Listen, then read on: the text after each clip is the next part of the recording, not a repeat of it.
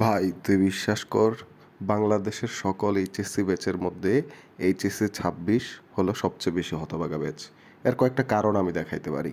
এক নম্বর কারণ, এবারের শিক্ষামন্ত্রী এহসানুল হক মিলন, মূলত হেলিকপ্টার মিলন নামে পরিচিত। ওনারে নিয়ে আর বেশি কিছু বলতে হবে না।